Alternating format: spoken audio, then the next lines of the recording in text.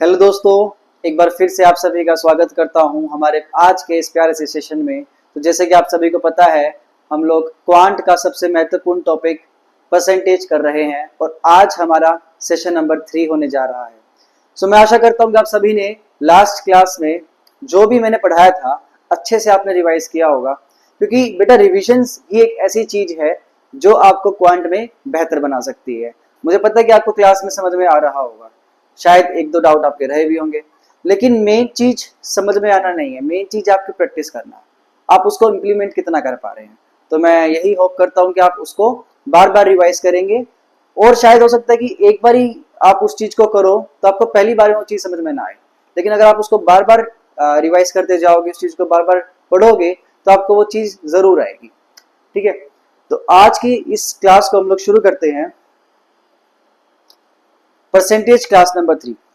तो जैसे कि आप सभी को पता है कि हम लोगों ने लास्ट क्लास में परसेंटेज के कुछ बेसिक कंसेप्ट समझे थे। मैंने आपको टेबल समझाई थी कि टेबल कैसे होती है, आपको 1/2 की वैल्यू, 1/3 की वैल्यू, 1/4 की वैल्यू, ऐसे ही मैंने थोड़ा और आपका कंसेप्ट हाई किया था, जिसमें मैंने आपको 1/6, 1/7, 1/8 जो इंपॉर्टेंट वैल्यूज आपके परसेंटेज के अंदर होती है वो सब मैंने आपको वैल्यूज बताई थी।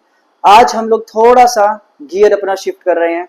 हम लोग ने कल जाने से पहले 2 क्वेश्चन किए थे स्टेटमेंट बेस्ड, जिससे मैंने आपको एक क्वेश्चन एक टीम बेस्ड क्वेश्चन करवाया था और एक मैंने आपको एक एप्पल सेलिंग वाला क्वेश्चन करवाया था।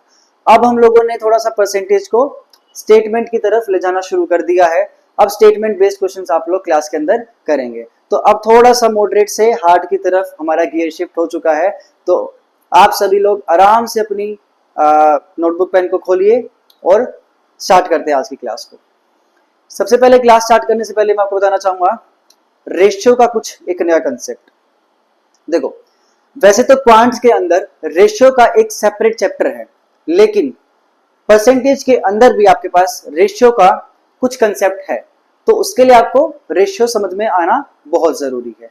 तो थोड़ा सा आपको मैं रेशियो रिकॉल करवाऊंगा जो आपने बेसिकली आपने छोटी मोटी क्लासेस में पढ़ा भी होगा, लेकिन क्योंकि आप लोग सारे, हो सकता है कोई ह्यूमैनिटीज का बच्चा बैठा हो सकता है कोई पीसीएम का बच्चा बैठा हो सकता है कोई कॉमर्स का बच्चा बैठा हो, ठीक है, तो मैं सभी बच्चों को कंसीडर करके रेशियो को एक बार स्टार्टिंग से आपको समझाऊंगा।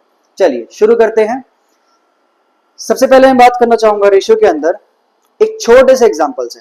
ठीक है, रेशियो, सबसे पहली बात, रेशियो होता क्या है? देखो, रेशियो होता है मेरे पास जब भी हम लोग कंपैरिजन करते हैं, जब भी हम लोग कंपैरिजन करते हैं, comparison between any two quantities, या कुछ भी दो ऑब्जेक्ट्स के बारे में, या कुछ भी दो पर्सन के बारे में, कोई भी चीज हो सकती है, किसी भी दो चीज के बीच में जब भी आप कंपैरिजन करते हैं उसको हम लोग क्या बोलते हैं? रेशियो बोलते हैं। हम लोग रेशियो का यूज करते हैं। जस्ट लाइक मान लो मेरे पास 2 बच्चे हैं, एक मेरे पास अनिल है और एक मेरे पास मान लो राहुल है। ठीक है, और अनिल और राहुल की इनकम का रेशियो मुझे गिवन है। ठीक है, मान लो मुझे अनिल और राहुल की इनकम का रेशियो 2:3 दे रखा है। ठीक है, कि इनको इनकम का जो हिस्सा है वो 2:2:3 में मिलता है, और मुझे बोल रखा है कि इन दोनों की इनकम का जो सम है, मतलब जो एडिशन, जो सम है, वो मान लो मेरे पास है 50,000। ठीक है, 50,000 दोनों की इनकम का सम है मेरे पास। तो मुझे निकालनी है कि अनिल की इनकम कितनी है और राहुल की इनकम कितनी है। ये सब बिल्कुल बच्चों वाले क्वेश्चंस हैं। आपको करना क्या है इन क्वेश्चंस में? देखो, जब भी मेरे पास रेशियो हो, किन्हीं भी दो क्वांटिटी के बीच में कंपैरिजन कर रखा हो, तो जब भी हम लोग रेशियो को ब्रेक करते हैं तो मेरे पास हमेशा एक कांस्टेंट आता है, हमेशा आपको ध्यान रखना है। तो जब भी आप इस रेशियो को तोड़ोगे तो आपके पास एक कांस्टेंट क्या आएगा? x आएगा। यहां भी क्या आएगा? एक 3x आ जाएगा। सबको समझ में आया? दोनों में लेकिन ये सेम होगा, यहाँ भी x होगा, यहाँ भी x होगा, ये दोनों बिल्कुल सेम है, कोई नंबर है ये x। समझाऊंगा ये x कहां से आया। ठीक है, अब क्या बोला हुआ है कि ये मेरे पास ये अनिल की इनकम हो गई, ये मेरे पास राहुल की इनकम हो गई, और दोनों की इनकम का सम कितना दे रखा है? 50,000। तो अगर मैं इन दोनों को ऐड कर दूं 2x + 3x, तो कितना बनेगा मेरे पास? 5x बन जाएगा। और 5x की वैल्यू ही मुझे कितनी दे रखी है क्वेश्चन के अंदर? 50,000। तो मैं यहां से x की वैल्यू निकालना चाहूं तो मेरे पास कितनी आएगी x की वैल्यू? 50,000 अपॉन 5, मतलब कि 10,000 आ जाएगी x की वैल्यू। मतलब कि कहने का ये हुआ कि इस x की वैल्यू आपके पास कितनी थी? इस x की वैल्यू आपके पास 10,000 थी। इस x की वैल्यू आपके पास कितनी थी? 10,000 थी। क्या दोनों में ये x की वैल्यू सेम थी, इसमें और इसमें? बस फर्क किसका था? 2 का और 3 का। Got it? ये जो x दोनों में छिपा हुआ है, दोनों में सेम है, दोनों में ये x, ठीक है। तो जब भी आप इसको रेशियो को हटाते हो तो आपके पास एक वेरिएबल आता है, वो मैंने x दोनों में सेम कर दिया है, ठीक है भाई। तो ये मतलब होता है आपका रेशियो का, बिल्कुल बेसिक से मैंने आपको पढ़ाया है, ठीक है। इसके बाद मैंने लास्ट क्लास में आपको एक कंसेप्ट और सिखाया था कि जब भी मैं आपको बोलूं कि मान लो मैंने आपको बोला कि 40 अपॉन में 100, आपको इतने मार्क्स मिले हैं 40 अपॉन में 100। अब इसका मतलब क्या हुआ 40 अपॉन में 100 का, आपके कितने परसेंट मार्क्स आए हैं। अगर आपके 100 में से 40 नंबर आते तो आपके कितने परसेंट मार्क्स आए, आपके 40% मार्क्स आए। कैसे निकाला आपने, ऑब्टेन मार्क्स अपॉन में टोटल मार्क्स मल्टीप्लाई बाय में 100%, तो 100 से 100 कट के कितना आया, 40% आ गया। आप सभी लोग ऐसे करेंगे, बिल्कुल सही है, कोई दिक्कत वाली बात नहीं है। लेकिन अब अगर मैं आपसे पूछूं कि 100 हमने बेस में क्यों लिखा, क्योंकि जब भी हम लोग जिस चीज से हम लोग कंपैरिजन करते हैं, ठीक है, जिससे कंपैरिजन करते हैं उसको हम लोग बेस में लिखते हैं, जिससे हम लोग कंपैरिजन करते हैं। तो हम लोगों ने अपने ऑब्टेन मार्क्स को कंपैरिजन किया किससे, टोटल मार्क्स से। ये बात मैं आपको बार बार बोल रहा हूँ, ठीक है। तो ऐसे मैंने क्वेश्चन आपको पिछली क्लासेस में प्रैक्टिस भी करवाया काफी सारे। बस आपको एक चीज ध्यान रखनी है आज की क्लास के लिए, ये वाली चीज कि जब भी हम लोग कंपैरिजन करते हैं उस चीज को हम लोग बेस में लिखते हैं, और जिसका कंपैरिजन किया गया है, देखो कंपैरिजन किया गया है 40 का, और किससे किया गया है 40 का, 100 से कंपैरिजन। तो 100 जिससे किया गया है वो बेस में, ठीक है, जिससे किया गया है वो बेस में, और जिसका हुआ है वो ऊपर आ जाएगा। और एग्जांपल मैंने आपको बता दिया है कि नीचे टोटल मार्क, ऊपर आपके ऑब्टेन मार्क, ऐसे। ये एग्जांपल आपको दिमाग में रखना है, तो आप बार बार इस चीज को रिकॉल कर पाओगे, और मैं इतने सारे क्वेश्चंस आपको प्रैक्टिस करवा दूंगा इसके कि आपके दिमाग में खुद ही फिट हो जाएगा। चलिए भाई, अब बढ़ते हैं हम लोग नेक्स्ट आगे क्वेश्चन पे, क्वेश्चन की तरफ हम लोग बढ़ रहे हैं। और फर्स्ट क्वेश्चन जो आपका है वो है, if A salary is increased by 80%, sorry, if A salary is 80% greater than B salary, then how much percent B salary is less than A salary, ठीक है। अब यहाँ पे ग्रेटर और लेस देन के क्वेश्चन शुरू हो चुके हैं। सबसे पहला जो क्वेश्चन मेरे पास है वो ये है कि ए की सैलरी जो है 80% ग्रेटर देन है बी की सैलरी से। जब भी आपके पास ऐसा क्वेश्चन आए तो आप क्या करोगे, तो ए की सैलरी जो आपको गिवन है वो दे रखी है 80% ज्यादा किससे, बी की सैलरी से। तो 80% ज्यादा, 80% ज्यादा दे रखी है बी की सैलरी से।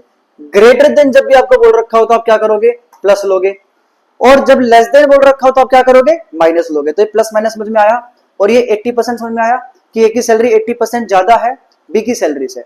अब नेक्स्ट स्टेप देखो, प्लस 80% को मैं कैसे चेंज करूंगा। जो ये 80% है इसकी अब फ्रैक्शन वैल्यू लिख दो।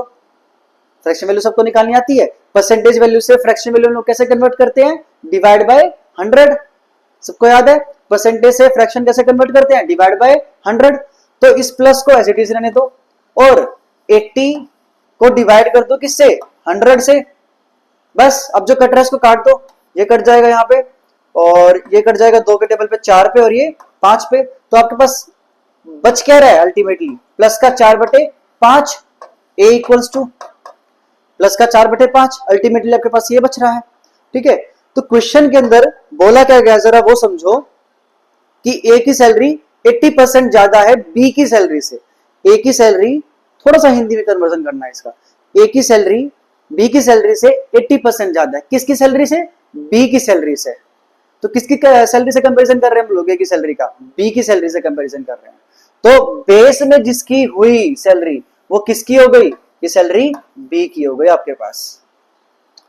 सबको समझ में आया, ठीक है। अब हम लोग यहां से ए की सैलरी का और बी की सैलरी का रेशियो निकाल सकते हैं इस चीज से।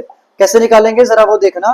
बोल रखा है कि ए की सैलरी 80% ज्यादा है बी की सैलरी से, जिससे कंपैरिजन करते हैं हमेशा वो बेस में मिलता है। तो बेस में मेरे पास 5 है, तो ये 5 किसकी सैलरी होगी, बी की सैलरी होगी। 5 की सैलरी कितनी होगी, 5 हो गई बी की सैलरी। तो ए की सैलरी कितनी होगी भाई, ए की सैलरी कितनी होगी, 5 होगी। 5 से कम होगी, 5 से ज्यादा होगी, 5 से ज्यादा होगी। क्यों होगी 5 से ज्यादा, और कितनी ज्यादा होगी 5 से, 80% ज्यादा होगी। अगर बी की सैलरी आपके पास 5 हो गई तो 5 का 80% कितना होगा, 5 का 80% 4 होता है। तो 5 प्लस में 4, तो बेस वाली सैलरी किसकी होगी जिससे हम लोग कंपेरिजन करेंगे, तो बी की सैलरी 5 हो गई। और ऊपर जो प्लस 4 है ये हमेशा क्या होता है, ये चेंज होता है, ठीक है। तो आपको ऊपर +4 दे रखा है, तो आप क्या करोगे 5 + 4 9, तो ये आपके पास ए की सैलरी हो जाएगी 9।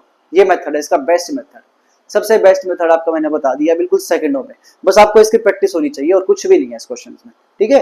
तो 5 मेरे पास बेस में सैलरी बी की थी और 5 में प्लस का 4, ऊपर जो भी दे रखा आपको नंबर, अगर यहाँ पे प्लस का 4 दे रखा, अगर यहाँ पे प्लस का 6 करते तो क्या करते 5 + 6 11, अगर ऊपर होता प्लस का 3 तो मैं क्या करता 5 + में 3 8, ए की सैलरी 8 आ जाती। अगर मैं बोलता ऊपर मेरे पास माइनस का 2 है तो मैं क्या करता 5 और ऊपर का माइनस का 2, 5 - 2 कितना आता 3, तो मैं ए की सैलरी 3 कर देता। अगर ऊपर होता मान लो मेरे पास माइनस का 8 तो मैं क्या करता, खैर माइनस का 8 बड़ा हो जाएगा, अब माइनस का 2 होता ऊपर माइनस का 2, तो 5 - 2 ऊपर कितना आता ए की सैलरी 3 हो जाती। तो ये मुझे रेशियो निकालना अल्टीमेटली, अगर मैंने रेशियो निकाला तो मेरा सारा काम हो जाएगा, तो मैंने रेशियो इसी से निकाल लिया, ठीक है। अब लास्ट स्टेप क्या रहेगा आपके पास, लास्ट स्टेप ये है, आपको बोल रखा है कि then how much % B salary is less than A salary, B की सैलरी ए की सैलरी से कितना लेस देन है, ठीक है। बी की सैलरी ए की सैलरी से कितना लेस देन, बताओ मुझे भाई, बी की सैलरी 5 यूनिट, ए की सैलरी 9 यूनिट, और कितना लेस देन है बी की सैलरी ए की सैलरी से -4, -4 है ना, 9 - 5 करोगे कितना आएगा 4 आएगा, ठीक है। और बोल रखा है कि बी की सैलरी ए की सैलरी से कितना लेस देन है, किसकी सैलरी से, ए की सैलरी से। हम लोग कंपैरिजन कर रहे हैं ए की सैलरी से, तो नीचे किसकी सैलरी आएगी, ए की सैलरी आएगी, क्योंकि हम लोग बेस में वो वैल्यू लिखते हैं जिससे हम लोग कंपैरिजन करते हैं। तो नीचे के आ जाएगा 4/9 और मल्टीप्लाई बाय 100%, तो ये आपके पास अल्टीमेटली कितना बनेगा माइनस का 400/9%। ये माइनस शो क्या कर रहा है, माइनस शो कर रहा है कि इतनी % लेस देन है, लेस देन और ग्रेटर देन ये शो करता है, लेस देन करेगा माइनस और ग्रेटर देन करेगा प्लस, ठीक है।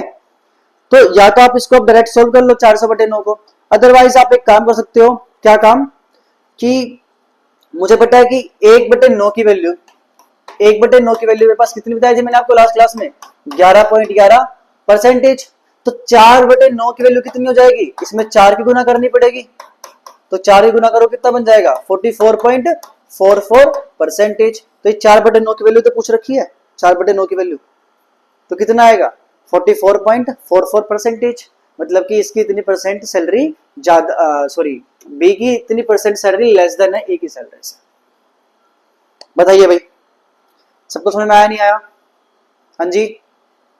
एक बार पॉज करो, दोबारा से क्वेश्चन को देखो, ठीक है। मेरे पास अभी ऐसा एक क्वेश्चन और है, ठीक है। चलिए आगे बढ़ते हैं, नेक्स्ट सेम तरह का क्वेश्चन देखते हैं हम लोग। If A salary is 60% less than B income, then B income is what % more than A income? चलिए भाई क्वेश्चन देखते हैं, वही सेम तरह का क्वेश्चन है कि A की सैलरी 60% लेस देन है B की इनकम से, ठीक है। तो A की सैलरी बोल रखी है 60% क्या है लेस देन है B की सैलरी से, लेस देन है, इस बार तो मैंने क्या लगा दिया माइनस लगा दिया, और 60% की अब आप क्या निकालोगे यहाँ पे फ्रैक्शन वैल्यू, तो कैसे निकालोगे डिवाइड बाय 100 कर दोगे। अब ये कट जाएगा 20 के टेबल पे, ये 3 पे कटेगा और ये 5 पे, तो आपके पास अल्टीमेटली कितना आ रहा है -3/5, ये फ्रैक्शन बच रही है आपके पास लास्ट में। समझ में आया सबको, ठीक है।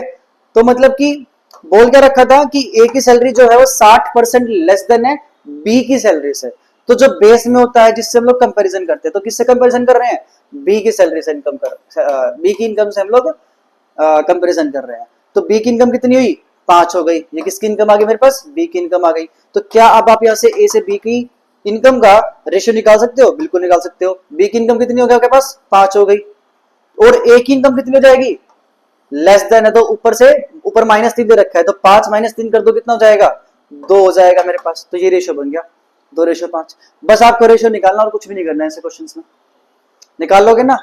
अभी मैं आपको कुछ और भी सिखाऊंगा रेशियो निकालना ऐसे, ठीक है। चलिए 2:5 आ गया ए से बी की इनकम का रेशियो। अब बोल रखा है कि then B's income is what % more than A income, कि बी की इनकम ए की इनकम से कितना ज्यादा है, बताओ भाई।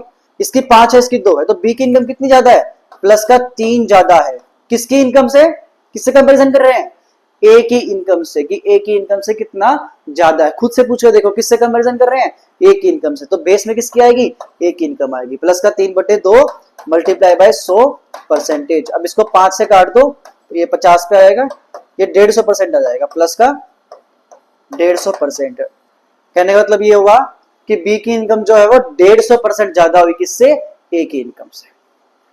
बताओ भाई, सबको समझ में आया?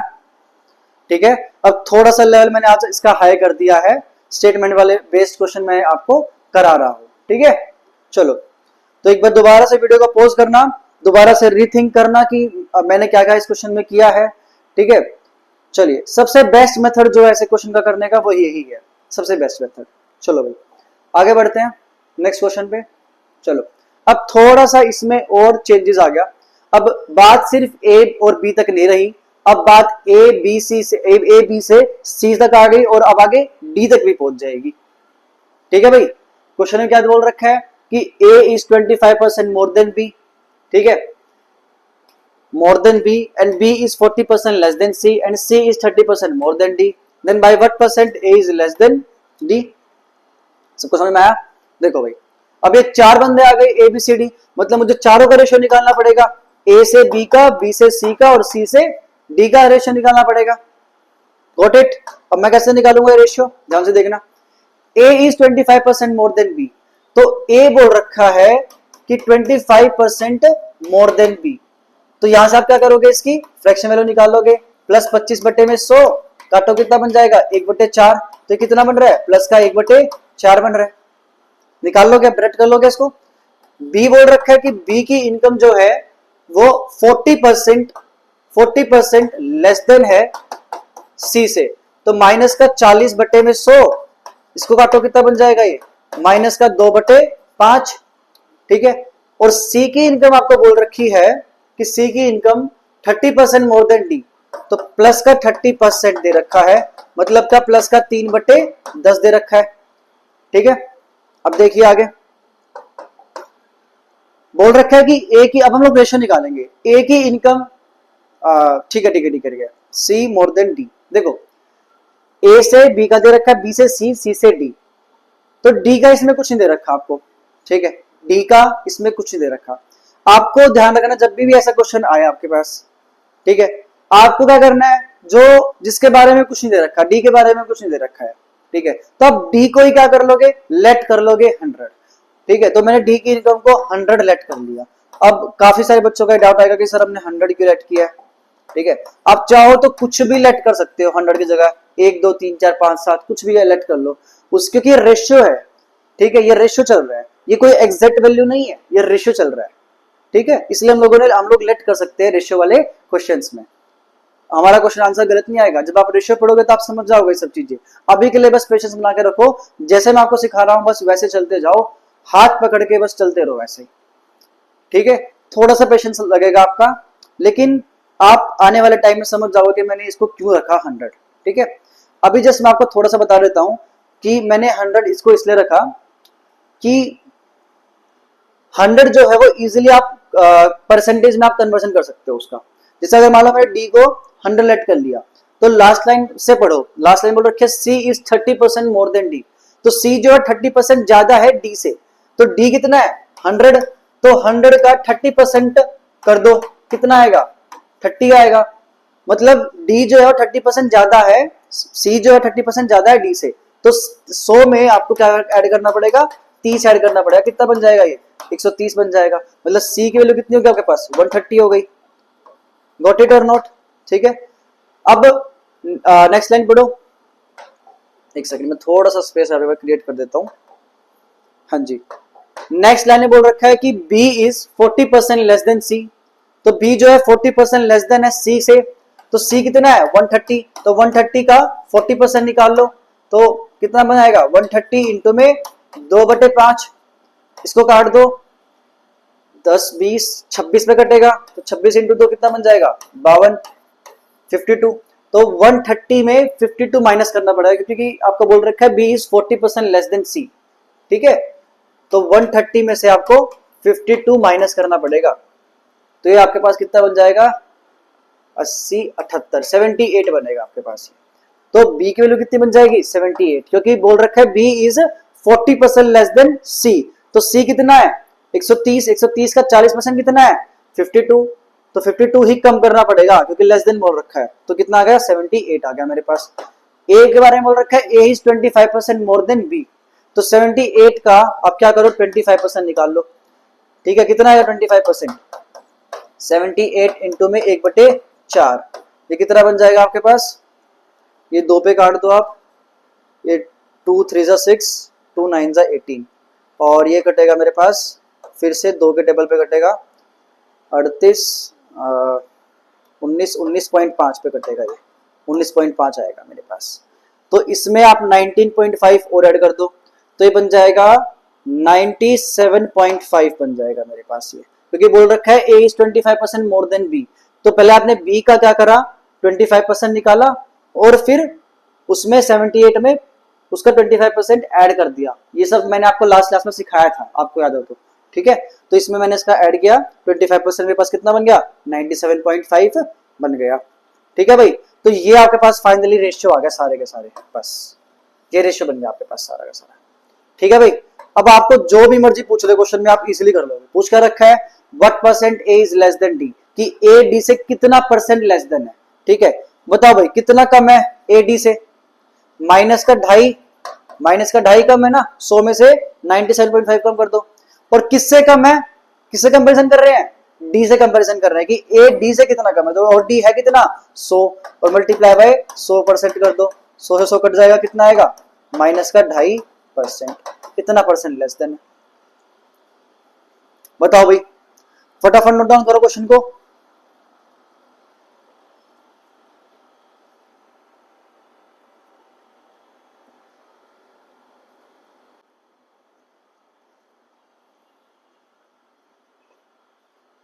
चलिए भाई, हो गया होगा आपका यहाँ तक, आगे बढ़ते हैं नेक्स्ट क्वेश्चन पे फटाफट। नेक्स्ट क्वेश्चन है मेरे पास, चलिए अगला नया कंसेप्ट आ गया है सक्सेसिव का। ठीक है, अब वो इनकम वाले क्वेश्चन आपके हो गए खत्म, आपको बाकी प्रैक्टिस क्वेश्चन मिल जाएंगे, तो आप प्रैक्टिस क्वेश्चन जरूर करना और ट्राई करना खुद से। जैसे मैं आपको बताया है कि आपको सबसे पहले फ्रैक्शन में कन्वर्ट करना पड़ेगा परसेंटेज को, और फिर आपको उससे आपको निकालना पड़ेगा रेशियो, और रेशियो से आपसे जो पूछ रखा है आप वो कर सकते हैं। ठीक है, यकीन मानना आपको स्टार्टिंग में थोड़ा सा मुश्किल लग सकता है, लेकिन जब एक बार आपकी इसमें प्रैक्टिस बन गई तो आप कोई भी क्वेश्चन आप सेकंडों में कर लोगे, आपको पेन कॉपी उठाने की जरूरत नहीं पड़ेगी, इस चीज का आप विश्वास कर सकते हैं। चलिए बात करते हैं आगे सक्सेसिव परसेंटेज की। चलिए भाई, सक्सेसिव परसेंटेज,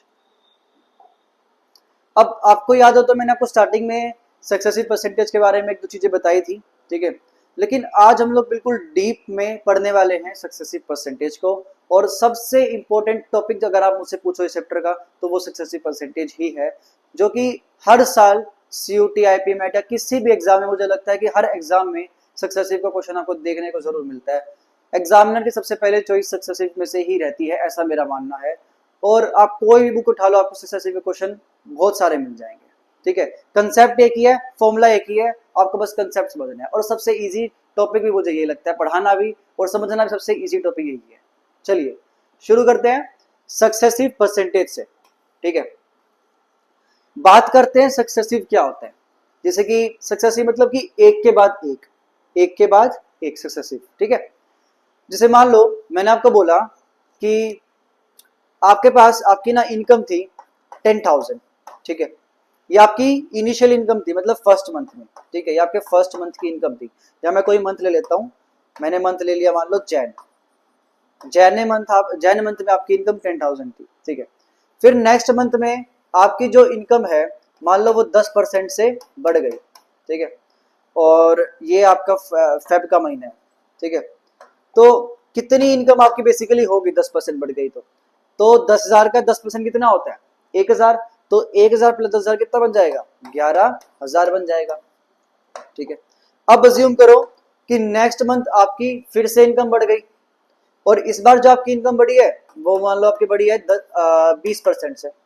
ठीक है, और ये मंथ है आपका मार्च का। ओके, तो इसमें आपकी अब इनकम कितनी हो गई है, आप कैसे निकालोगे, आप पहले 11,000 का क्या निकालोगे 20% निकालोगे, कितना आएगा 1/20% मतलब कि 1/5, तो 5 से इसको कर दोगे डिवाइड, तो 5 2 जा 10, 5 2 जा, और फिर ये 2200 आएगा मेरे पास, ये 2200 ही बनेगा। ठीक है, हाँ 2200 बन जाएगा आपके पास से। ठीक है, तो आप क्या करोगे 11,000 के अंदर 2200 ऐड करोगे, तो कितना बन जाएगा, 13,200 रुपये बन जाएगा। गॉट इट और नॉट? ठीक है, मतलब जैन में आप कितनी थी, फेब में इतनी और मार्च में इतनी। ठीक है, अब आपके पास बढ़ी कितनी कितनी, 10% और 20%। तो सक्सेसिव होता है कि मेरे पास इन दोनों का एक ही परसेंट मुझे मिल जाए, कि मैं जैन से मैं निकाल सकूं मेरे पास कितनी ओवरऑल, कितनी नेट परसेंटेज सैलरी मेरी इंक्रीज करी है। ये आपके पास अलग अलग है परसेंटेज। एक आप ओवरऑल परसेंटेज निकाल सकते हो कि जैन से सीधा मार्च तक आपकी ओवरऑल कितनी परसेंटेज सैलरी इंक्रीज हुई है। Got it? इसको हम लोग बोलते हैं सक्सेसिव परसेंटेज, या आप बोल सकते हो net change, net percentage change, या फिर आप बोल सकते हो overall percentage change. Got it? तो हम लोग निकालते कैसे हैं, अब जरा इसका फॉर्मूला देखते हैं जरा। एक सेकंड में थोड़ा सा इसमें स्पेस क्रिएट कर लेता हूं।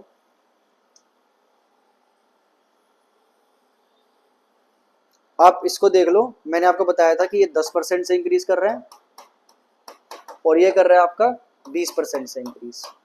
तो सक्सेसिव का फॉर्मूला क्या होता है, इसका फॉर्मूला होता है आपके पास कि प्लस का x परसेंटेज प्लस का y परसेंटेज प्लस में xy परसेंटेज अपॉन में 100। ये फॉर्मूला होता है, मैंने आपको लास्ट क्लास में भी करवाया था, शायद फर्स्ट क्लास में मैंने आपको करवाया था ये फॉर्मूला सक्सेसिव परसेंटेज का। इसमें ये xy क्या है, इसमें ये आपके पास x हो जाएगा, ये आपके पास y हो जाएगा। इससे आप ओवरऑल नेट परसेंटेज चेंज निकाल सकते हो। ठीक है, एक बार निकाल के देखते हैं हम लोग इस क्वेश्चन का परसेंटेज।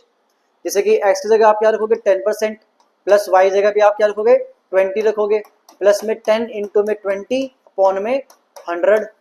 तो 2 0 से 2 0 कट जाएगा, 30 प्लस में 2 कितना बनेगा 32% प्लस का। ठीक है, तो ये प्लस क्या शो कर रहा है कि आपके पास ओवरऑल जो नेट परसेंटेज चेंज आया वो कितना आया है, 32% चेंज आया आपके पास ओवरऑल सैलरी के अंदर। ठीक है, तो अगर आप 10,000 का, अगर आप 10,000 का 32% का निकालोगे तो कितना आएगा 3200। 10,000 का, यहां देखिए 10,000 का 32% आपके पास कितना आएगा 3200। तो 10,000 का 32% 3200 और 10,000 में 3200 ऐड कर दोगे अगर आप, तो कितना बनेगा आपके पास भाई फाइनल सैलरी 13,200। तो इसको हम लोग बोलते हैं नेट चेंज, ओवरऑल चेंज। कितना है आपके पास 32% आया है। तो आपके पास 10 का और 20% का ओवरऑल चेंज कितना आ गया 32% आ गया।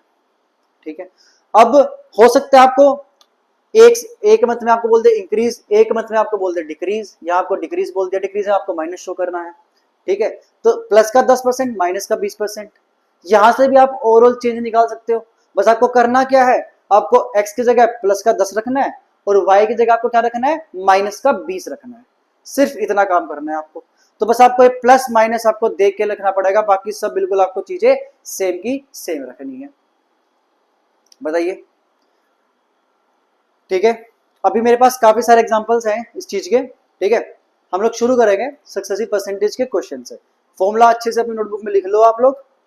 चलिए शुरू करते हैं सक्सेसिव परसेंटेज। अच्छा, इससे पहले हम लोग बढ़े आगे, एक बार आपका इसका एक तरीका और, चलो मैं आगे क्लियर करूंगा इसका एक तरीका। ठीक है, पहले हम लोग क्वेश्चन देखते हैं। क्वेश्चन क्या है,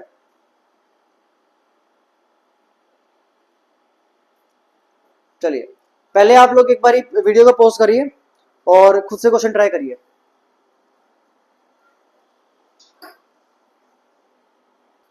हाँ जी, क्वेश्चन हो गया। चलिए अब हम लोग नेक्स्ट क्वेश्चन देखते हैं सक्सेसिव परसेंटेज का। क्वेश्चन है कि a person salary was increased by 50% and then subsequently decreased by 50%, then how much percentage does he loss और गेन। आपको ये क्वेश्चन दे रखा है। ठीक है, तो यहां पे भी आपका सक्सेसिव परसेंटेज चेंज लग रहा है। ठीक है, तो जब भी आपको बोल दे कि how much percentage does he loss और गेन, कितना उसका ओवरऑल लॉस हुआ है, कितना उसका ओवरऑल गेन हुआ है। ठीक है, तो एक पर्सन की सैलरी को पहले 50% इंक्रीज किया गया है, फिर उसके बाद उसकी सैलरी को 50% से डिक्रीज किया गया है। ठीक है, 50% से डिक्रीज किया गया है। ठीक है, तो आपको +50 का और -50 का नेट इफेक्टिव निकालना है। अब कोई कोई बच्चा इसको जीरो भी कर देगा नेट इफेक्टिव को, ये गलती मत करना भाई, बस ये गलती मत करना। एग्जाम में आपको ऑप्शन में जीरो दिखाई देगा और आपका मन भागेगा जीरो की तरफ, लेकिन आप जीरो को टिक मत कर देना गलती से भी कि भाई +50 दिखाई दे रहा है फिर -50 दिखाई दे रहा है, ऐसा बात नहीं है। ठीक है। तो आपको इन दोनों का सक्सेसिव निकालना है। ये आपके पास x की वैल्यू हो गई, ये आपके पास y की वैल्यू हो गई। फॉर्मूला क्या था आपके पास, प्लस एक्स वाई, ठीक है। देखो प्लस था, प्लस का 50, माइनस का सॉरी प्लस में माइनस का 50, ठीक है, प्लस में 50 इंटू में माइनस का 50 डिवाइड बाय में 100, ठीक है। प्लस का 50 माइनस का 50 कट जाएगा आपस में, एक जीरो से एक जीरो कट गया, यहाँ पे कट जाएगा, तो कितना बचेगा आपके पास, ये माइनस का 25 बचेगा आपके पास, ये गॉट इट। हाँ, 5 5 जा 25, तो माइनस का 25% ये बचेगा आपके पास। बताइए, हाँ जी, सबको आ रहा समझ में, ठीक है। तो ये आपके पास बचेगा नेट इफेक्टिव माइनस का 25%। चलिए अब बढ़ते हम लोग नेक्स्ट आगे, और ये माइनस जरूर ध्यान रखना, माइनस क्या शो कर रहा है, माइनस शो कर रहा है लॉस, तो आप तो उसको क्या होगा, लॉस होगा सबसे पहले, तो उसको गेन नहीं होगा, उसको लॉस होगा, ठीक है। चलिए, increase and then decrease by 50%, हाँ ठीक है। चलो नेक्स्ट क्वेश्चन देखते हैं।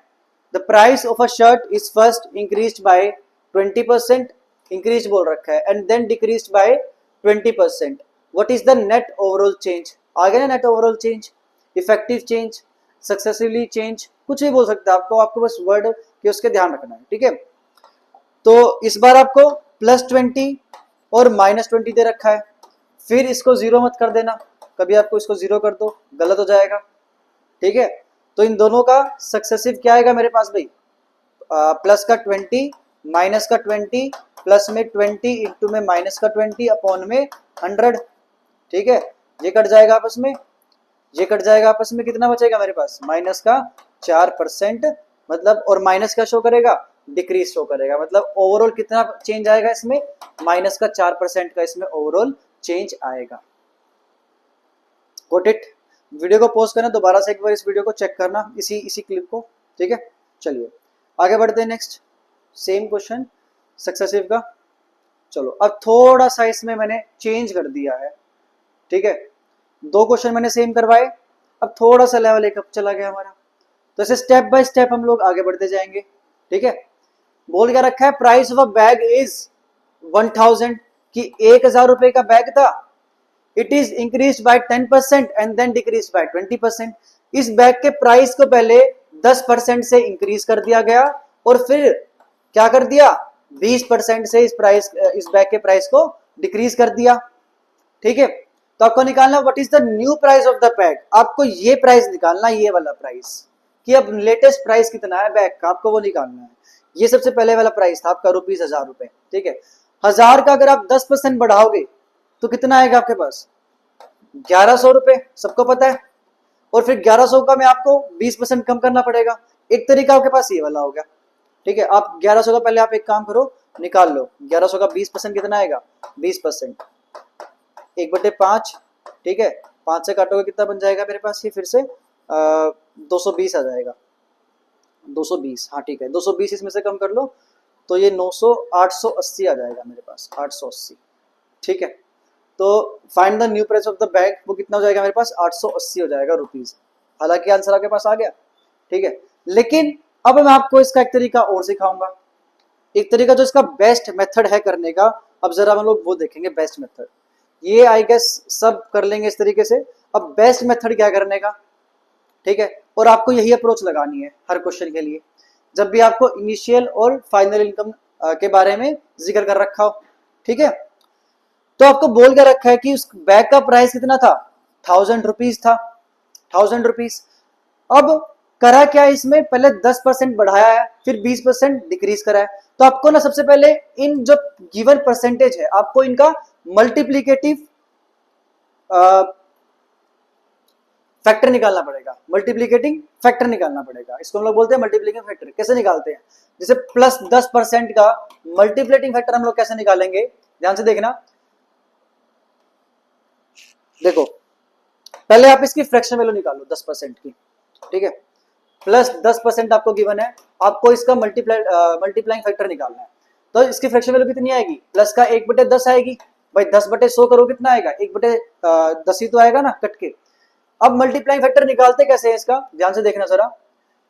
जो आपको बेस में दे रखा है 10, इसको ऐसे इट इज रहने दो 10 को, और 10 ऊपर क्या दे रखा है प्लस का 1, तो 10 प्लस में 1 ऊपर क्या आ जाएगा आपके पास 11। जो ऊपर होता है ना आपके पास वो होता है आपके पास चेंज, और जो बेस में होता है आपके पास जिससे आप कंपैरिजन करते हो, मैंने बताया था ना आपको, ठीक है। ये आपका इनिशियल होता है, इनिशियल वैल्यू ध्यान देना, ये जो बेस में होता है ये इनिशियल वैल्यू होती है, और ऊपर होता है चेंज, और इनिशियल में अगर आप फाइनल ऐड कर चेंज ऐड कर दोगे तो आपके पास क्या आएगा फाइनल आएगा।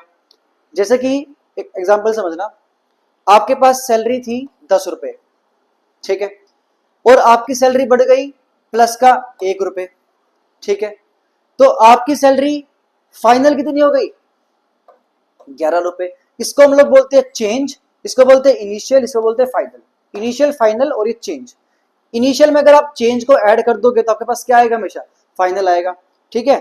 या फिर आप इसको ऐसे कर सकते हो कि आप ना इसको ऐसे कर लो, थोड़ा सा चेंज कर रहा हूं, आप इसको 10/100 ही रहने दो, ठीक है, 10/100, मैंने इसको काटा नहीं है, ठीक है, प्लस का 10/100 रहने दिया, ठीक है। तो मैंने क्या बताया, जब बेस में जो वैल्यू है वो आपके पास क्या होती है हमेशा इनिशियल होती है, इनिशियल को ऐसे लिख दो, ठीक है। ऊपर क्या होता है चेंज होता है, तो इनिशियल में चेंज ऐड कर दो तो आपके पास क्या आएगा फाइनल आएगा, और ऊपर आपको फाइनल वैल्यू लिखनी है मल्टीप्लिकेटिंग फैक्टर निकालने के लिए, या बेसिकली आप मल्टीप्लिकेटिंग फैक्टर निकाल रहे हो, ये मल्टीप्लिकेटिंग फैक्टर आपका 10% का, प्लस का 10% का, ठीक है। तो बेस में इनिशियल वैल्यू चेंज ऐड किया, प्लस 100 में 10 ऐड किया, कितना बन गया प्लस 110 बन गया, ठीक है। अब काट दो इसको, लास्ट में 1 0 से 1 0 कट गया, कितना आया आपके पास मल्टीप्लाइंग फैक्टर 11/10 आ गया। ये आपके पास मल्टीप्लाइंग फैक्टर आया, किसका आया 10% का। ऐसे आपके पास मल्टीप्लाइंग फैक्टर निकालना सीखना है, 2-4 बार निकालोगे तो आप इजीली समझ जाओगे, ठीक है।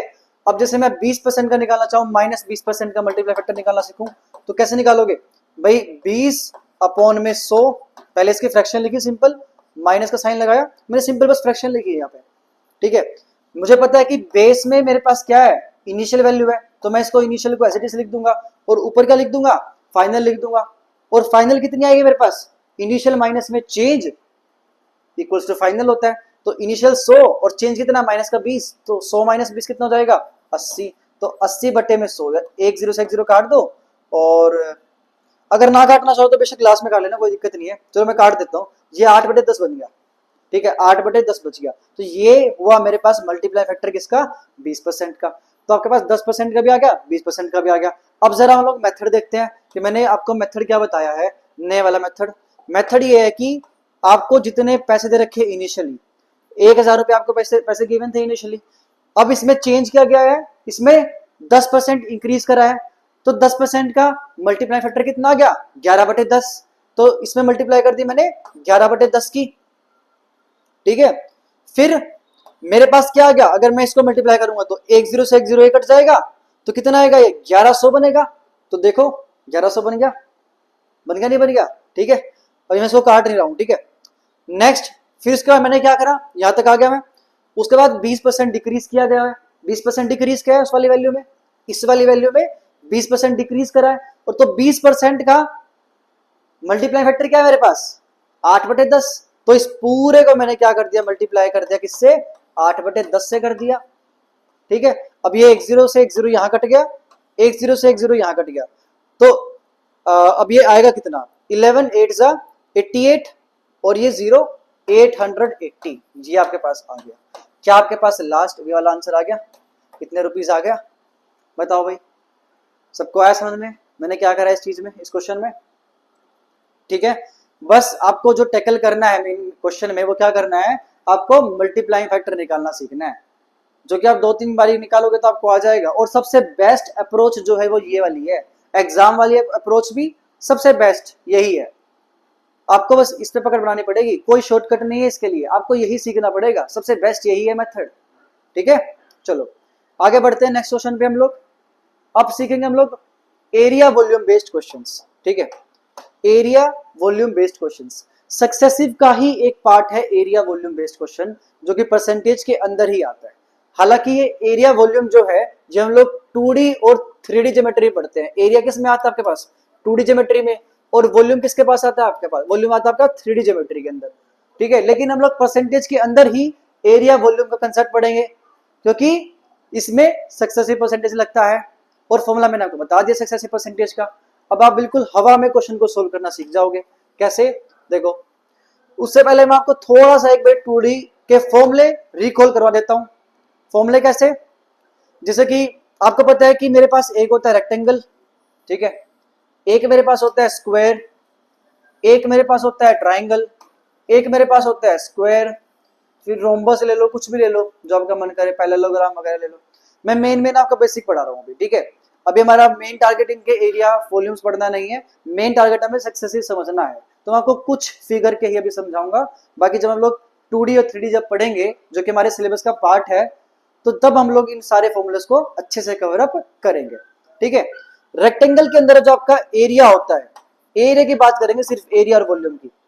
जब आप एरिया की बात करते हो तो आप 2D शेप की बात करते हो, और जब आप वॉल्यूम की बात करते हो तो आप 3D शेप की बात करते हो, जैसे कि क्यूब, क्यूबॉइड, आपका सिलेंडर, स्फीयर, हेमिस्फीयर, इन सब फिगर्स की, ठीक है। तो इसका एरिया आपके पास कितना होता है, लेंथ इंटू ब्रेड्थ। स्क्वायर का एरिया कितना होता है, साइड इंटू साइड। एक बार सब रिकॉल करेंगे, इसका कितना होता है, हाफ बेस इंटू में हाइट। और सर्कल का एरिया कितना होता है आपके पास, पाई आर स्क्वायर। सबको ये फॉर्मूले बिल्कुल अच्छे से याद होंगे। चलिए भाई, अब यहाँ पे सक्सेसिव लगेगा कैसे सर, अब हम लोग ये देखते हैं, ठीक है। मान लो क्वेश्चन आपके पास कैसे आएगा, अगर वो रेक्टेंगल के अंदर लग रहा है, एक आपको फिगर गिवन होगी रेक्टेंगल की, ठीक है। आपको बोल रखा है कि एक रेक्टेंगल है और वो इतना सा है, इतू सा है वो रेक्टेंगल। इस रेक्टेंगल को बड़ा कर दिया, इतना बड़ा रेक्टेंगल कर दिया। अगर मुझे किसी रेक्टेंगल की शेप को बड़ा करना है, जस्ट लाइक मान लो मेरे पास कोई एक बुक, मान लो ये बुक है, इस बुक से मुझे बड़ी बुक करनी है, ठीक है। तो मैं कैसे कर सकता हूं, मुझे इसके लेंथ में और इसकी ब्रेड्थ में, सॉरी ये लेंथ होगी ब्रेड्थ होगी, मुझे दोनों इंक्रीज करनी पड़ेगी, इसकी लेंथ भी और इसकी ब्रेड्थ भी इंक्रीज करनी पड़ेगी। तो मतलब कि एरिया ऑफ ट्राइंगल किसके ऊपर डिपेंड करता है, उसके लेंथ और ब्रेड्थ के प्रोडक्ट के ऊपर डिपेंड करता है। और जब भी किसी दो क्वांटिटी के बीच में मल्टीप्लाई का साइन दिखाई दे, मल्टीप्लाई का साइन दिखाई दे, मतलब उन दोनों के बीच में क्या लग रहा है, सक्सेसिव परसेंटेज लग रहा है। तो क्वेश्चन आपके पास कैसे आएगा, जरा वो देखो, आएगा कि if the length of the triangle is increase by X percentage and the X में कोई भी वैल्यू ले लो आप, ठीक है। If the breadth of the rectangle is increase by Y percentage, then find the overall change in the area of the rectangle. तो area के अंदर चेंज कब आएगा, जब आपके पास लेंथ और ब्रेड्थ इंक्रीज या डिक्रीज होंगी। Got it. नेक्स्ट देख लो, साइड स्क्वायर, ये किसका फॉर्मूला होता है, स्क्वायर का फॉर्मूला होता है, स्क्वायर, ठीक है। तो आपको बोल देगा कि the side of the square is increase bye 5%, तो आपको क्या करना पड़ेगा, 5 और 5 का सक्सेसिव लगाना पड़ेगा। ऐसे ही ट्राइंगल का देख लो, ट्राइंगल का एरिया किसके ऊपर डिपेंड करता है, हाफ बेस इंटू में हाइट। क्या हाफ पे डिपेंड करता है, बिल्कुल नहीं करता है। ये हाफ जो ये कांस्टेंट है, इसके ऊपर डिपेंड नहीं करेगा। किसके ऊपर डिपेंड करेगा, बेस और हाइट के प्रोडक्ट के ऊपर। गॉट इट, ठीक है। चलो बात करता हूं सर्कल का। अगर आपको पास मान लो ये छोटा सर्कल है, आपको इससे बड़ा सर्कल करना है, ठीक है। तो अभी छोटू सर्कल है तो इसका रेडियस मान लो 3 सेंटीमीटर है और इसका रेडियस मान लो 7 सेंटीमीटर है। तो अगर मुझे इसका सर्कल का एरिया बड़ा करना है तो मुझे क्या करना पड़ेगा, इस सर्कल की रेडियस को बड़ा करना पड़ेगा। अगर आपने रेडियस बड़ा कर दिया तो आप सर्कल का एरिया बड़ा कर दोगे। तो क्या एरिया जो है आपका वो पाई पे डिपेंड करा, बिल्कुल भी नहीं। किस पे डिपेंड करा, आपके आर इंटू आर पे, इसके प्रोडक्ट के ऊपर डिपेंड करा, रेडियस के प्रोडक्ट के ऊपर डिपेंड करा वो आर इंटू आर पे। गॉट इट, ठीक है। ऐसे ही मैं आपको फिर काफी सारी 3D फिगर के बारे में बताऊंगा, ठीक है। जैसे क्यूब का होगा, क्यूब के अंदर आपके पास सी एस से कितना होता है, 4a स्क्वायर, टी एस से कितना होता है, 6a स्क्वायर, और ए क्यूब आपका वॉल्यूम होता है। ये सब मैं आपको बताऊंगा जब मैं आपको पढ़ाऊंगा 2D 3D के बारे में। क्यूबॉइड के अंदर आपके पास होता है, ठीक है। क्यूबॉइड के अंदर बेसिकली आपका मेन वॉल्यूम के बारे में पूछता है। वॉल्यूम कितना होता है उसका, लेंथ इंटू ब्रेड्थ इंटू में हाइट।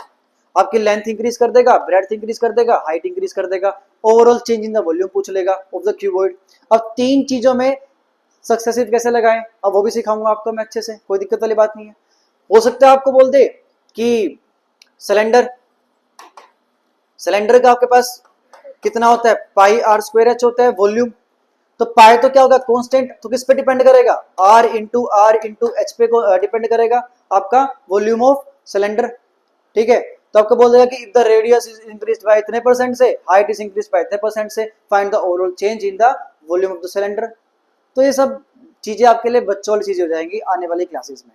अभी आपके पास सिर्फ पेशेंस रखना है, मैंने जितना सिखाया सिर्फ उतने पे फोकस करो। चलो पहला क्वेश्चन आपको बोल रखा है, if length of a rectangle is decrease by 10%, तो लेंथ आपको बोल रखी है -10% से decrease, and the breadth, sorry लिल ब्रेड्थ होगा यहाँ पे, ब्रेड्थ लिख लेना, ठीक है। If the breadth is increased by 15%, then the area is increase और डिक्रीज बाय, आपको एरिया निकालना है। और एरिया ऑफ रेक्टेंगल डिपेंड किस पे करता है, लेंथ और ब्रेड्थ के प्रोडक्ट के ऊपर। तो यहाँ पे क्या लगेगा, सक्सेसिव लगेगा। तो ये आपके पास x की वैल्यू हो गई, ये आपके पास y की वैल्यू हो गई। अब लगा दो सक्सेसिव, कैसे लगाओगे भाई, -10 प्लस में 15 और प्लस में -10 इंटू में 15 डिवाइड बाय 100, एक जीरो से एक जीरो यहाँ कट जाएगा, 3/2, ठीक है। ये बचेगा आपके पास प्लस का 5% और ये बच जाएगा माइनस का 1.5%, 3/2 1.5 बच जाएगा, ठीक है। तो ये आपके पास प्लस का 3.5%, ये आपके पास ओवरऑल चेंज आएगा इन the area of the rectangle. सबको आया समझ में, सबको आया समझ में मैंने क्या करा है, हाँ जी बताइए, सबको आया समझ में। कितना ओवरऑल चेंज आएगा, प्लस का 3.5%, ठीक है। प्लस क्या शो कर रहा है, इंक्रीज शो कर रहा है, आपका क्या शो कर रहा है, इंक्रीज। फटाफट से क्वेश्चन को नोट डाउन करिए।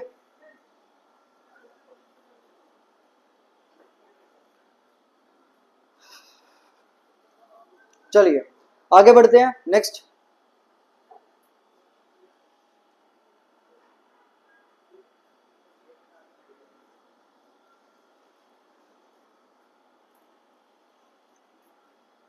चलिए भाई आगे बढ़ते हैं, नेक्स्ट। नेक्स्ट क्वेश्चन आपके पास क्यूब का क्वेश्चन आ गया। If the edge of a cube, if the edge of a cube is increased by 10%, then find the percentage change in its surface area. थोड़ा सा डिफिकल्ट आ गया क्वेश्चन, देखो हम लोग कर लेंगे, कोई दिक्कत नहीं है। हमें पता है कि edge of a cube is increased by 10%। देखो ये आपके पास क्यूब होता है, एक बार क्यूब आपको ड्रॉ करके दिखा देता हूँ। ये मान लो आपके पास क्यूब बन गया, ठीक है। क्वेश्चन ने बोला क्या है कि क्यूब की जो 3 एज, देखो एक लेंथ, एक ब्रेड्थ, एक हाइट, लेंथ ब्रेड्थ और हाइट मैंने ए मान ली, तीनों सेम होती है लेंथ ब्रेड्थ और हाइट किसमें, क्यूब के अंदर। और ये एज बोल रखा है, एज ये होता है मेरे पास, ये एज होता है, ये एज और ये भी एज। और एज बोल रखा है कितने से इंक्रीज कर रखा है, 10% से, कितने से, 10% से इंक्रीज कर रखा है। Then find the percentage increase in its surface area. तो सरफेस एरिया ऑफ क्या होता है क्यूब का, देखो सरफेस एरिया बोल रखा है तो मतलब कि 6a² या 4a², मर्जी आप कुछ भी ले लो, क्योंकि 6 मेरे पास यहाँ पे क्या है, कांस्टेंट है, तो मुझे इससे कोई फर्क नहीं पड़ेगा। मुझे चेंज किससे फर्क पड़ेगा, a² से, मतलब आपको a इंटू ए से फर्क पड़ेगा, ठीक है। अब बोल कर रखा है a की कितनी वैल्यू है, प्लस 10% है, प्लस बोल रखा है इंक्रीज, ठीक है। तो प्लस का 10% और प्लस का 10%, इन दोनों के बीच में क्या लगेगा, यहाँ पे सक्सेसिव परसेंटेज लगेगा। तो यहाँ पे लगा दो प्लस का 10, प्लस का 10, यहाँ प्लस आएगा, प्लस में 10 इंटू में 10 अपॉन में 100, यहाँ 2 0 से 2 0 कट जाएंगी, तो यहाँ बचेगा आपके पास 21%, 10 10 20 और प्लस में 21। ये आपके पास ओवरऑल चेंज आएगा किसके अंदर, इन इट सरफेस एरिया के अंदर। अब एक क्वेश्चन और अराइज होता है कि सर अगर बोल देता कि find the then the percentage increase in its surface area, ना दे करके आपको बोल देता है इन इट्स वॉल्यूम, तो हम लोग क्या करते हैं, अब आ जाओ। अब आपको 3 क्वांटिटी के बीच में सक्सेसिव निकालना सिखाता हूं, कैसे निकालते हैं। देखो अगर आपको बोल देता वॉल्यूम, तो वॉल्यूम क्या होता है, क्यूब का वॉल्यूम होता है आपके पास a क्यूब, मतलब कि a को 3 बार मल्टीप्लाई करना पड़ेगा, और a की वैल्यू कितनी है, प्लस का 10%, मतलब आपको 10%, 10% और 10%, 3 बार आपको यहाँ पे सक्सेसिव लगाना पड़ेगा। अब 3 बार कैसे लगाओगे, आपको सिंपल कुछ नहीं करना है, आपको इतना ध्यान रखना है कि पहले आप 2 का सक्सेसिव लगाओगे, 2 के बीच में निकालोगे। कितना आया था 2 का सक्सेसिव मेरे पास? 10 का 21% आया था, प्लस का 21%। अब जो इन 2 का आएगा फिर यहाँ पे इसको अलग से निकाल लो। अब आप इन 2 का निकाल दो, बात खत्म। तो 10, 21 और 10 का कितना आएगा भाई? 31 पहले ऐड करेंगे इन दोनों को, फिर 21 इंटू में 10 अपॉन में 100, 1 0 से 1 0 कट जाएगा, 2.1, तो ये बन जाएगा 33.1%। बताओ भाई, सबको आया समझ में मैंने क्या करा है? ठीक है, पहले इन 2 का निकालो सक्सेसिव, फिर इसको अलग से निकालो, फिर इन 2 का सक्सेसिव निकाला, कितना आया? 33.1% आया। ऐसे करते हैं हम लोग 3 का जब भी आपको निकालना हो। ठीक है, चलो अब बढ़ते हैं हम लोग नेक्स्ट क्वेश्चन पे आगे। नेक्स्ट क्वेश्चन बोल रखा है कि if the radius of the circle is increased by 20% then the net change in its area. ठीक है, सर्कल का रेडियस मेरे पास कितना होता है? पाई आर स्क्वायर होता है। ठीक है, रेडियस बोल रहा हूं, सॉरी मैं, सर्कल का एरिया ऑफ सर्कल कितना होता है? पाई आर स्क्वायर। क्या वो पाई पे डिपेंड करेगा? बिल्कुल भी नहीं करेगा। किस पे डिपेंड करेगा? आर स्क्वायर, मतलब कि आर इंटू आर पे वो डिपेंड करेगा। Got it. बोल कितना रखा है आर की वैल्यू? आर की वैल्यू आपको दे रखी है 20%, मतलब आपको 20% और 20% पे सक्सेसिव लगाना है। ठीक है, कैसे लगाओगे? प्लस का 20 और प्लस में 20 इंटू में 20 अपॉन में 100। यहाँ 2 से 2 0 कट जाएंगे, 40 और 4 कितना बनेगा? ये 44%, और प्लस आएगा यहाँ पे। प्लस क्या शो करेगा? इंक्रीज शो करेगा कि कितना नेट चेंज इंक्रीज होगा इन इट्स एरिया, प्लस का 44%। ये आएगा आपके पास नेट चेंज इंक्रीज। समझ में आया क्वेश्चन? ठीक है, चलिए अब नेक्स्ट बढ़ते हैं आगे। अब फटाफट आप जल्दी से क्वेश्चन कर दोगे सारे, बिल्कुल कोई दिक्कत नहीं आएगी इन क्वेश्चन में। ठीक है, बस आपका फॉर्मूला पता होना चाहिए। If the base of a rectangle is increase by 10% and height is increase by 25%, then the net change in the area will be. अब बताओ एरिया ऑफ ट्राइंगल कितना होता है भाई? एरिया ऑफ ट्राइंगल कितना होता है? हाफ बेस इंटू में हाइट। क्या एरिया ऑफ ट्राइंगल हाफ के ऊपर डिपेंड करेगा? बिल्कुल भी नहीं करेगा, ये तो कांस्टेंट है मेरे पास। किसके ऊपर डिपेंड करेगा? बेस और हाइट के प्रोडक्ट के ऊपर। तो बेस कितना दे रखा है? प्लस का 10%, और हाइट का बोल रखी है आपको डिक्रीज बाय 25%, मतलब कि माइनस का 25%। इन दोनों में क्या लगा दोगे? सक्सेसिव परसेंटेज का फॉर्मूला लगा दोगे। कैसे? प्लस का 10% और माइनस का 25, प्लस में 10 इंटू में माइनस का 25, एक सेकेंड, 10 इंटू में माइनस का 25 डिवाइड बाय में 100। यहाँ 1 0 से 1 0 कट जाएगा, यहाँ पे आएगा 5/2, और ये माइनस का 15, और ये बन जाएगा मेरे पास माइनस का 2.5, तो माइनस का 17.5%। अगर छोटी मोटी कैलकुलेशन मिस्टेक हो जाए तो आप लोग करेक्ट कर लेना। ठीक है, तो ये बन जाएगा माइनस का 15, और ये बन जाएगा कट करके कितना आएगा? 1/4, 1 0 0 कट गया, और ये 2 और ये 5, तो मेरे पास ये कितना हो जाएगा? 2.5%। तो माइनस का 2 और माइनस का 15, माइनस 17.5%। तो ओवरऑल जो नेट चेंज आएगा एरिया के अंदर वो कितना आएगा? माइनस का 17.5%। ये आएगा चेंज ओवरऑल। इजी था, आगे बढ़ो नेक्स्ट। ठीक है, अब एक और अगला देख लो भाई, लास्ट क्वेश्चन है आज का। क्वेश्चन क्या है? क्वेश्चन है the population of a town was 10,000 in the year 2023। 2023 में जो पॉपुलेशन थी टाउन की वो कितनी थी मेरे पास? 10,000 थी। बोल के रखा था next year the population was increased by 10%। अगले साल जो है पॉपुलेशन कितने से बढ़ गई? 10% से बढ़ गई, प्लस का 10%। And the next year the population is increased by 20%। ठीक है, 20% से बढ़ गई। तो आपको निकालनी है कि करंट पॉपुलेशन कितनी है, आपको फाइनल पॉपुलेशन निकालनी है, ये वाली पॉपुलेशन। इजी है ना?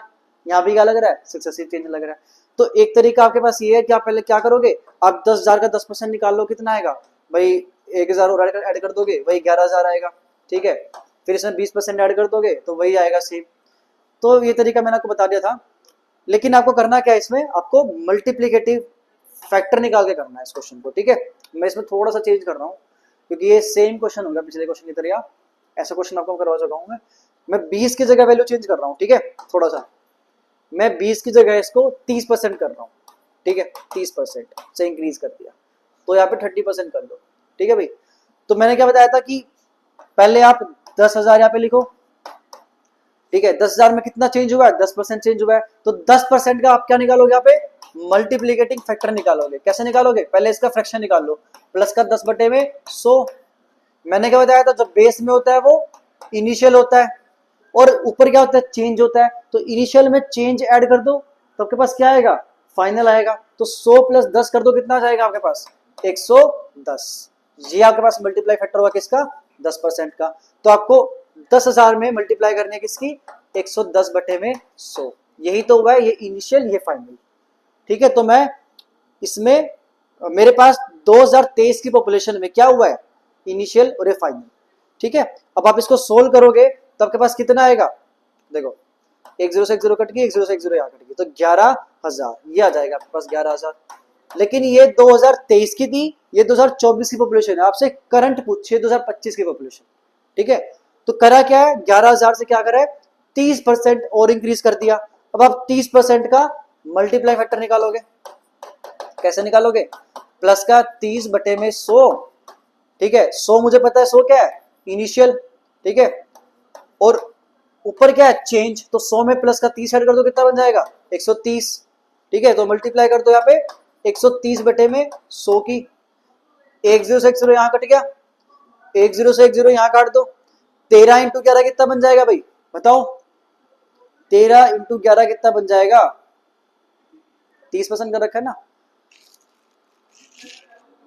30 143 बन जाएगा ना, 143, 13 इंटू 11 है ना, 130 143 बन जाएगा, हाँ ठीक है, 143 और 00, ये आपके पास पॉपुलेशन आ गई किसकी, 2025वें साल की, ये आ गया आपके पास, ये आपका आंसर हो जाएगा,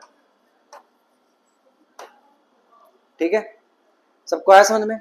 अब ना एक चीज ध्यान रखना, किसी क्वेश्चन में आपको फाइनल भी दे सकता है और आपसे इनिशियल पूछ सकता है, फिर क्या करोगे, आप इनिशियल को एक्सेलेक्ट कर लोगे और इस पूरे को लिख करके इक्वल्स टू में जो फाइनल आपको दे रखा है आप वो निकाल लोगे, जो फाइनल आपको, जैसे आपके पास आंसर कितना है 143, ये आंसर है आपके पास 14300, ठीक है। अब क्या करोगे, आपके पास मान लो ये दे रखा है फाइनल और आपसे इनिशियल पूछ ले, तब क्या करोगे, इसको एक्सेलेक्ट कर लोगे, एज इट इज लिखोगे और इसको लिख दोगे 14300, ये आपको गिवन होगा उस क्वेश्चन में, ठीक है। या तो इनिशियल दे करके फाइनल पूछ लेगा, या फाइनल पूछ दे करके आपको इनिशियल पूछ लेगा, बात बराबर है। आप सब कुछ चीजें कर सकते हो। अब इसके अंदर फॉर्मूला सिर्फ आपका एक ही लग रहा है, आपको बस ये मल्टीप्लाइंग फैक्टर निकालना सीखना पड़ेगा और कुछ नहीं है, ठीक है। तो आज की क्लास हम लोग सिर्फ इतना रखते हैं, बाकी कल आपके हम लोग इलेक्शन बेस्ड क्वेश्चंस करेंगे नेक्स्ट टाइप, जो कि इसका आई चैप्टर का, ठीक है। तो मैं आशा करता हूं आप सभी को आज का सेशन अच्छा लगा होगा। तो अगली क्लास से मैं आने से पहले आपको ये क्लास अच्छे से रिवाइज करके करनी पड़ेगी और प्रैक्टिस भी करते रहना साथ साथ में। मिलते हैं नेक्स्ट क्लास में। Thank you all.